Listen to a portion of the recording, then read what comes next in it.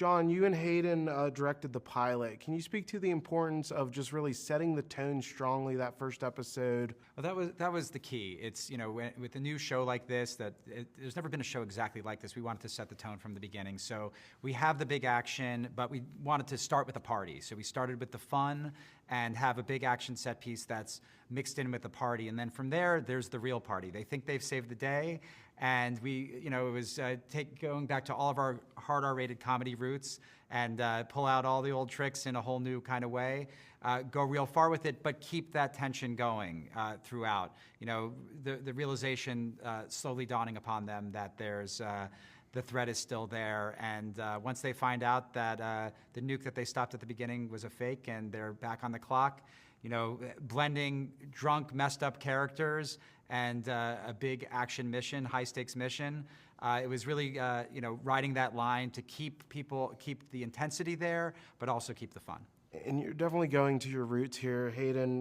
There's a lot more adult humor here than Cobra Kai, obviously. I don't think people are prepared for how many dicks they're going to see for this series. There are some dicks in Cobra Kai that we cut out. The truth is, Cobra Kai is such a heartwarming family show. It's something different than anything that we've done before. We come from, our roots are, Harold and Kumar, Hot Tub Time Machine, American Pie, those types of movies. And with Obliterated, we're coming off of 2 seasons of Cobra Kai, and we were just we were pent up. We wanted to just go full force and return to that hangover, R-rated, American Pie kind of vibe that we grew up on. And through Cobra Kai, we've done a lot of fight sequences and stuff, so we love the idea of merging big action with that kind of hard R comedy, because you don't really see a lot of that today. And when we merge the two of them together, it's kind of taking the best of what we did from Cobra Kai, but sort of, all the fun stuff that we did back in the day.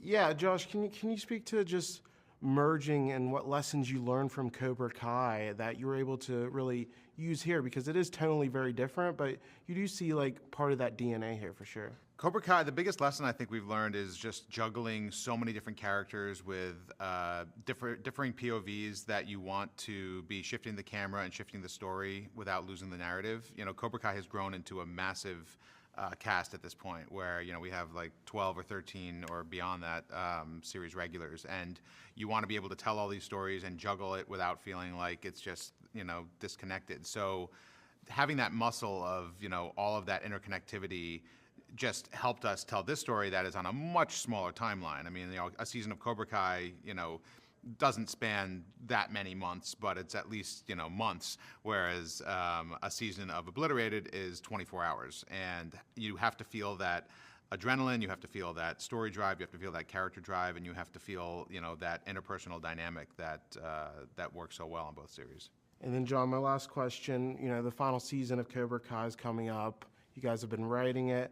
I was curious if you guys always kind of knew where it would end up, or if the ending has kind of changed as the series has developed. A little bit of both. When we first started writing Cobra Kai, we had our vision for where we would land some of these characters. But as you work on the show and you take the characters on different twists and turns, there's elements from our initial plans that are 100% in there, and certain even scenes that we've been talking about for years. But it has evolved in all sorts of ways. Now that we have such a robust cast and we've gotten to know all these actors, we think we have really fun and fulfilling places to take these characters in season 6.